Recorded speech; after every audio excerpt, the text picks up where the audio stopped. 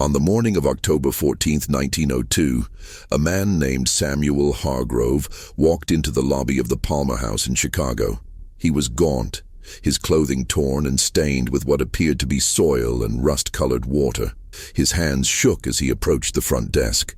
The clerk later testified that Hargrove's first words were not a request for help, but a question: "What day is it?" When told it was Tuesday the 14th, Hargrove closed his eyes.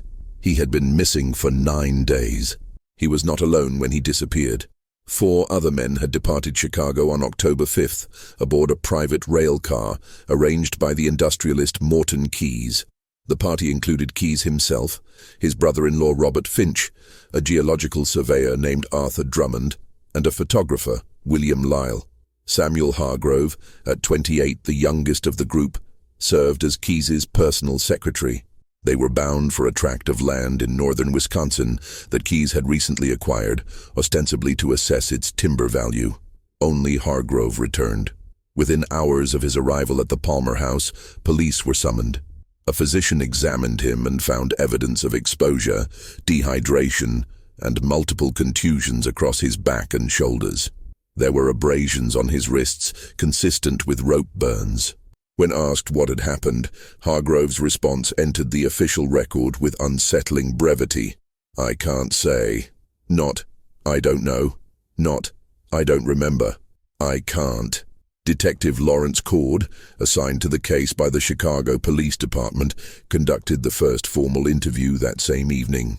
His notes, preserved in the department's archive, reveal a pattern that would persist for the remainder of Hargrove's life. To every question regarding the fate of the other 4 men, Hargrove offered variations of the same refusal. "Where are they?" "I don't know where they are now." "What happened after you left Chicago?" "We traveled north." "When did you last see Morton Keyes?" Silence. "Were you harmed by someone?" "I was not." "Did you harm someone?" "No." "Then why won't you tell us what happened?" "Because I can't." Cord noted that Hargrove did not appear evasive in the manner of a guilty man. He did not look away. He did not fidget or change his story. His refusal seemed, in Cord's words, rehearsed to the point of ritual. When pressed, Hargrove would simply stop speaking. He would sit, hands folded, and wait for the next question or for the interview to end. On the 3rd day of questioning, Hargrove's only living relative, an aunt named Constance Merrill, arrived from Boston with a lawyer. The interviews ceased. Hargrove was not charged with any crime. There was no evidence of wrongdoing, only absence. 4 men had vanished, and the sole witness refused to speak. Mrs. Keyes, the widow, came to see him once. The meeting took place in the parlor of Mrs. Merrill's Chicago residence on October 21st. A housemaid later recalled that Mrs. Keyes had arrived in full morning dress, her face veiled. She stayed less than 10 minutes. When she emerged, her hands were trembling. She told the maid only that Mr. Hargrove had been very kind, but of no help. What was said between them was never recorded. Samuel Hargrove left Chicago on November 2nd, 1902. He returned to Boston with his aunt and did not speak publicly about the disappearance again. In the decades that followed, he lived quietly, worked as a bookkeeper, and died in 1947 at the age of 73. In his personal effects, there were no journals, no letters referencing the events of October 1902, no deathbed confession, only silence, and the question that silence protects. To understand what Samuel Hargrove refused to say, one must first understand what was said before the silence began. In the summer of 1902, Morton Keyes was 41 years old and positioned at the height of Chicago's industrial aristocracy. His wealth derived from railroads and lumber, industries that had grown fat on the bones of the frontier. He was described in society columns as a man of vigor and vision, though those who worked closely with him used different language. His former business partner, Edward Talmadge, remarked in a private letter that Keyes possessed the kind of certainty that makes other men feel small. Keyes had hired Samuel Hargrove in April of that year. Hargrove, fresh from a commercial college in Boston, came with modest references and a need for employment. The position was straightforward: manage Keyes's correspondence, organize his schedule, accompany him on business travel. It was the sort of role that required discretion, competence, and an ability to remain unnoticed. By all accounts, Hargrove performed it well. In a letter to his aunt, dated July 18th, 1902, Hargrove wrote, "Mr. Keyes is exacting but fair. I am learning a great deal about how men of ambition conduct themselves. He treats me with more respect than I expected, and I am grateful for the opportunity. There is no evidence of conflict between them." Robert Finch, Keyes's brother-in-law, was a different matter. Finch had married Keyes's younger sister Dorothy in 1896. The marriage had been troubled from the start. Finch drank, gambled, and relied on Keyes's financial support to maintain the appearance of respectability. In correspondence between Dorothy and her mother, preserved by the family, Dorothy refers to her husband as a burden Morton has taken on out of loyalty to me. Finch resented that loyalty. He resented Keyes, and according to one witness, he resented Samuel Hargrove. A clerk at Keyes's office, a man named Howard Birch, later testified that he had overheard an argument between Finch and Keyes in late September, just days before the trip north. Finch's voice carried through the closed door. "You trust that boy more than you trust me." Keyes's reply was inaudible. Finch continued, "One day you'll regret it." Birch did not report the exchange at the time. It seemed, he said, like the kind of petty grievance that wealthy families indulged in private. Arthur Drummond, the surveyor, was 46 and professionally respected. He had worked for Keyes on 2 prior land assessments and was known for his meticulous records. A widower, he lived alone in a boarding house on Clark Street and spent his evenings reading geological texts. His landlady described him as quiet, orderly, and utterly without vice. Drummond kept a professional journal. The entries recovered from his room cover the period up to October 3rd, 1902. The final entry reads, "Departure scheduled for the 5th. Keyes eager to assess the northern tract. Expect significant timber yield. Weather should hold." There is no mention of tension, no premonition. William Lyle, the photographer, was the only member of the party Hargrove had met before joining Keyes's employ. They had both attended a lecture series at the public library in the spring of 1902, and Hargrove mentioned Lyle in a letter to his aunt. "A pleasant fellow, passionate about his craft. He showed me some photographs of the lake shore, quite beautiful." Lyle was 32, unmarried, and supplemented his income by taking commercial photographs for railroads and real estate concerns. Keyes had hired him to document the Wisconsin property. In a brief interview with a Tribune reporter after the disappearance, Lyle's sister described him as good-natured, a bit naive, but always optimistic. She added, "He trusted people too easily." The 5 men gathered at Union Station on the morning of October 5th. A porter later recalled loading their baggage into the private car, surveying equipment, Lyle's camera cases, several crates of provisions, and a lockbox that Keyes kept at his side. When asked if the men seemed in good spirits, the porter said, "They seemed like men going on an adventure. Mr. Finch was already drinking. The young one, the secretary, looked nervous." Nervous how? Like he didn't want to go. But he went. The train departed at 9:30. According to the manifest, it traveled north along the Milwaukee line, then transferred to a smaller spur that ran into the Wisconsin timber country. The final stop was a depot called Grayling, a logging town of fewer than 200 people. They arrived the evening of October 6th. A hotel clerk in Grayling, a man named Thomas Pruitt, remembered them clearly. Mr. Keyes paid for 2 rooms. He and the secretary took one. The other 3 shared the second. They dined in the hotel restaurant. Mr. Finch was loud, telling jokes. The photographer was quiet. The surveyor asked me about trails heading west into the forest. Did they say where they were going? Not exactly. Mr. Keyes mentioned a property he'd purchased near Blackwater Creek. I told him there were no roads out that way, just logging paths. He said that was fine. How did the secretary seem? Pruitt hesitated. He barely spoke. Ate quickly, went upstairs. I remember thinking he looked like a man who'd rather be anywhere else. The party left Grayling on the morning of October 7th. A local guide, A man named Carl Jensen was hired to lead them west along a crude trail that followed Blackwater Creek into the forest. Jensen testified later that he took them as far as an old trapper's cabin about 8 miles from town, then turned back. He was paid in advance and told his services would not be needed beyond that point. Did Mr. Keyes say why? He said they'd find their own way from there. Did that strike you as unusual? City men always think they know more than they do. I didn't argue. Jensen was the last person outside the group to see all 5 men alive. He described them as well-supplied, confident, and entirely unaware of how easy it is to disappear in those woods. Reconstructing what happened after the morning of October 7th requires assembling fragments, searcher reports, physical evidence, and the few details Samuel Hargrove allowed to slip through his silence. The search for the missing men began on October 16th, 2 days after Hargrove's return to Chicago. Detective Cord, under pressure from Morton Keyes' widow and the mayor's office, organized a party of 12 men, including Carl Jensen, to retrace the route into the forest. They reached the trapper's cabin on the evening of the 17th. Jensen's report, filed with the Chicago Police Department, describes the scene. Cabin intact. Evidence of recent occupation.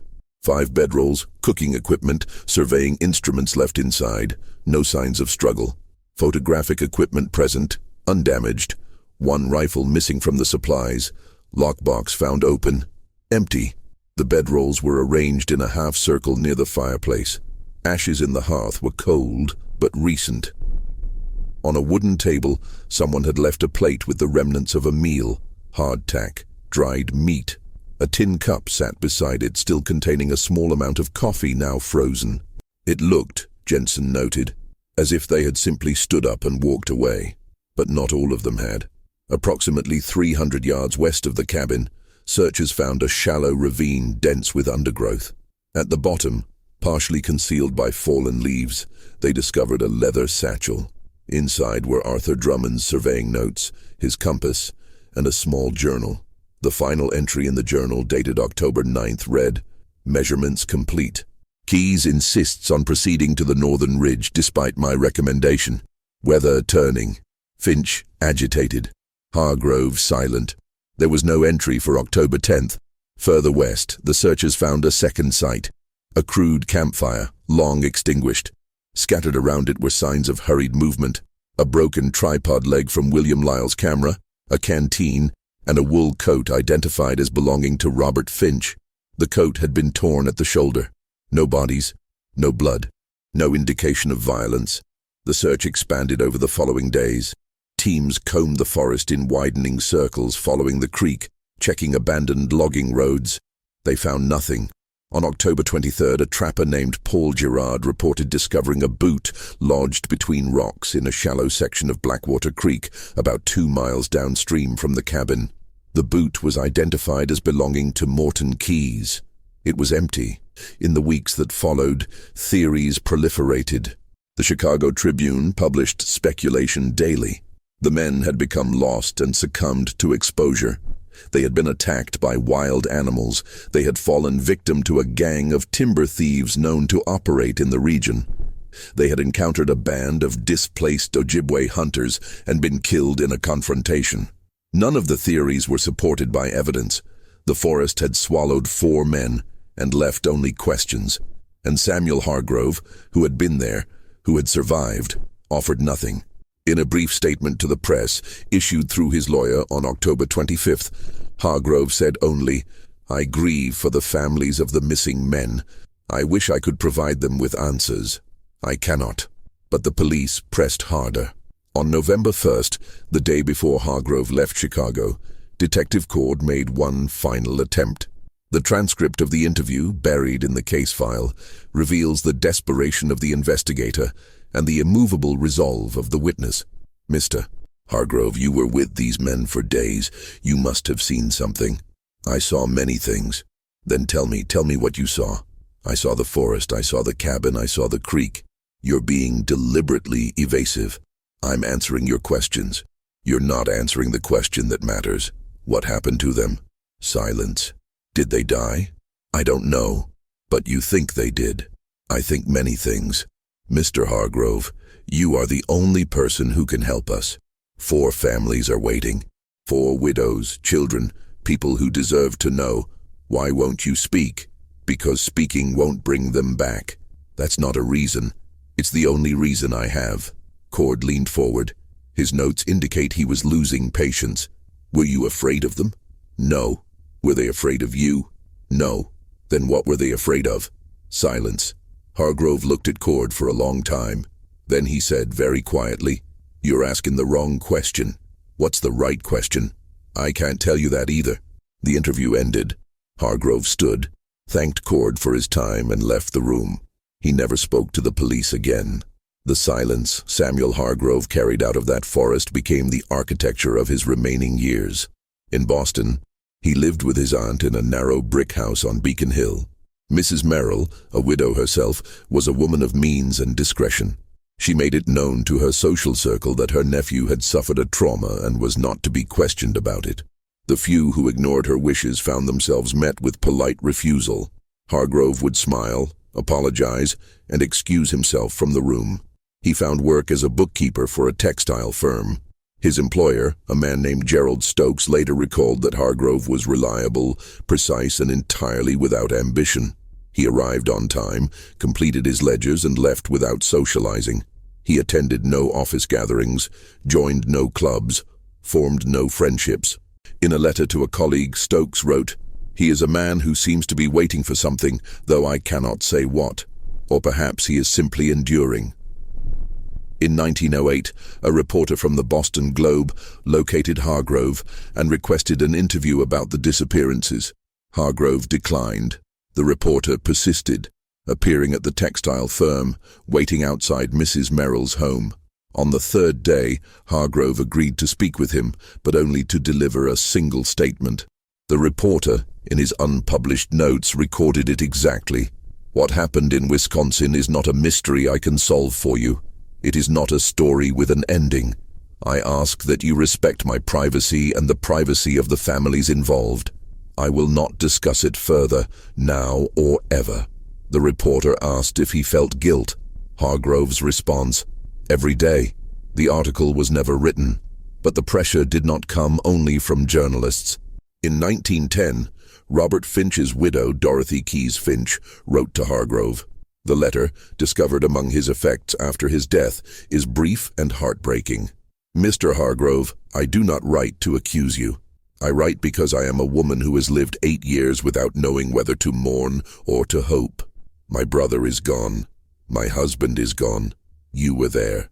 You know what I do not. I am not asking you to confess to anything.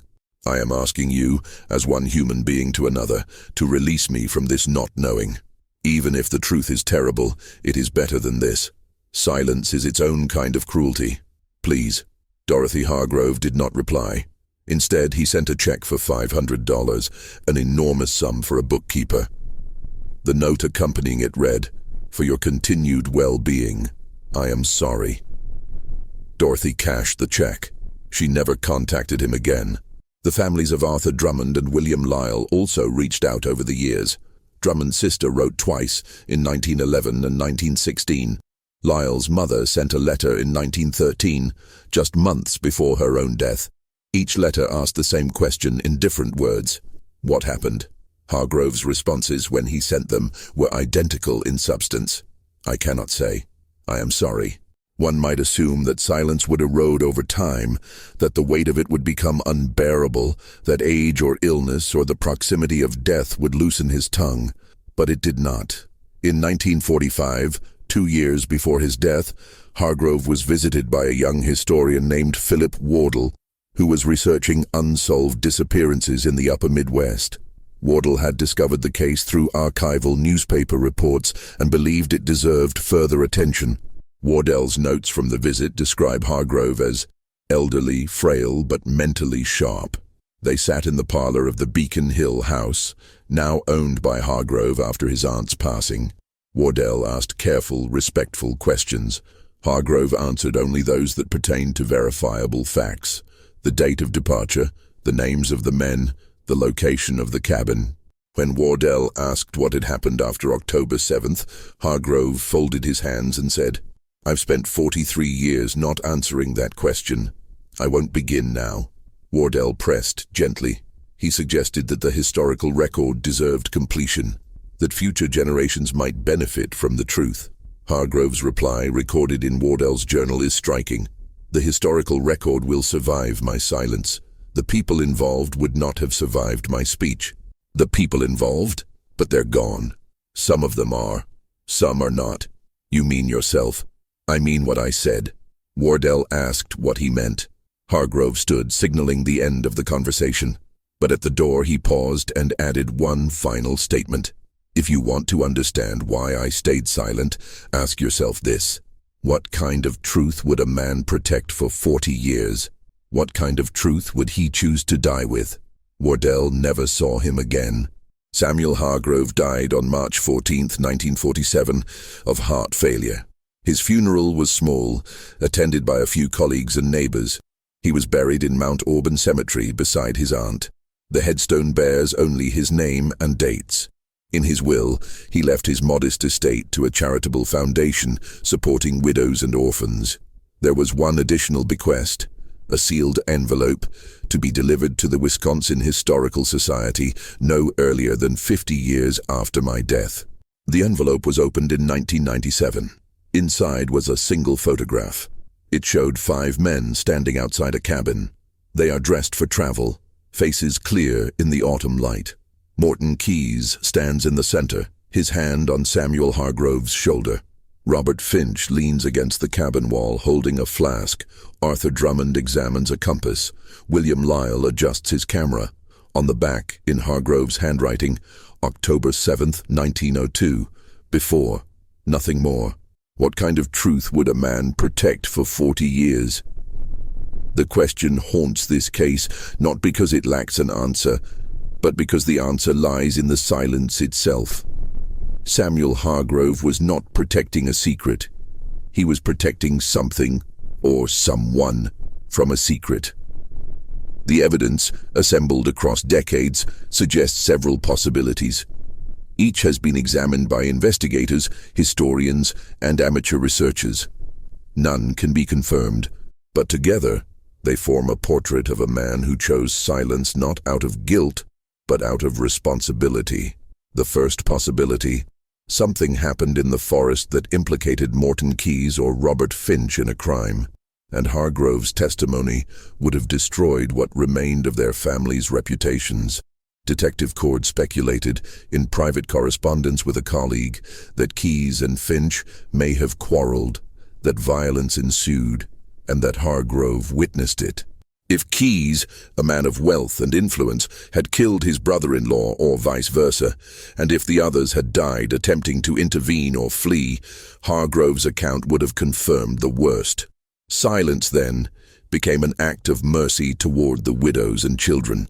But this does not explain why Hargrove would protect Finch, a man he barely knew, or why he would shield Keyes's reputation at such personal cost. The second possibility: the men encountered something in the forest. Other people, perhaps timber thieves or a violent gang, and Hargrove escaped while the others did not. This theory is supported by the abrasions on Hargrove's wrists, suggesting he had been restrained.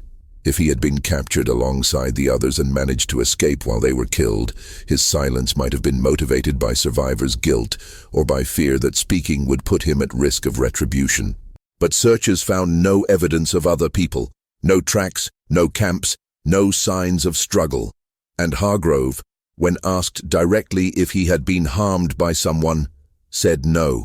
The third possibility: one of the men within the group turned on the others, and Hargrove's silence protected someone living. This is the most unsettling theory, and the one that best fits Hargrove's cryptic statement to Philip Wardell. Some of them are, some are not. If one of the 5 men survived, if one of them returned to civilization under a different name, or disappeared into the frontier, or lived out their years in hiding, then Hargrove's silence becomes an act of protection. But protection for whom? And why? Robert Finch's widow, Dorothy, lived until 1931. Arthur Drummond's sister lived until 1940. William Lyle's mother died in 1913, but his sister lived until 1952. If one of the missing men had survived and Hargrove knew it, his silence ensured that families could grieve and move forward without the torment of ambiguity. But this raises another question. If someone survived, why did they not return? Perhaps because returning would have required an explanation, and some explanations destroy more than silence ever could. The fourth possibility, Hargrove himself was responsible, and his silence was a confession veiled as restraint. This theory has been examined and largely dismissed. Hargrove showed no signs of violent behavior before or after 1902. He was physically slight, unlikely to overpower 4 grown men, and he had no motive. He was not in Keyes's will. He had no dispute with any of the others. The idea that he orchestrated their deaths strains credibility. And yet, he carried guilt. Every day, he told the Globe reporter. Guilt for surviving. Guilt for witnessing something he could not prevent. Guilt for knowing something he could not share, or guilt for making a choice. What remains, after all theories have been considered and discarded, is the photograph. October 7th, 1902. Before, 5 men, alive, together, unaware of what the next hours would bring. Hargrove kept that photograph for 45 years. He did not destroy it. He did not hide it in obscurity. He bequeathed it to history, with a single word that places everything that followed into a specific temporal category. Before. Before what? Before the separation. Before the choice. Before the moment that divided Samuel Hargrove's life into 2 halves. The half where he was simply a secretary on a business trip, and the half where he became a man who could not speak. The silence was not an absence. It was an act of will, sustained across decades. An act that required discipline, resolve, and a belief that not knowing was preferable to knowing. That some truths, once spoken, cannot be unspoken. That some doors, once opened, cannot be closed. Hargrove understood this, and so he stayed silent. Not because he had nothing to say, but because he had everything to say and chose not to. The forest kept 4 men. The silence kept Samuel Hargrove. And perhaps in the end, that was the only protection either could offer. This case remains officially unsolved. The bodies of Morton Keyes, Robert Finch, Arthur Drummond, and William Lyle have never been recovered. The Wisconsin property Keyes purchased was eventually sold for taxes. The trapper's cabin was destroyed by fire in 1911. Blackwater Creek still runs through that forest, cold and nameless. Samuel Hargrove left no confession, no memoir, no final accounting, only the photograph, and the instruction that it be opened 50 years after his death, as if he wanted to ensure that everyone who might have been hurt by the truth was safely beyond its reach. Perhaps that is the answer. Perhaps the silence was always about time. Enough time for grief to settle, enough time for questions to fade, enough time for the living to become the dead, and for the dead to become history. And history, unlike memory, does not demand answers. It only records what remains. October 7th, 1902. Before, 5 men, 1 photograph, 1 silence, and the forest, which keeps its own counsel.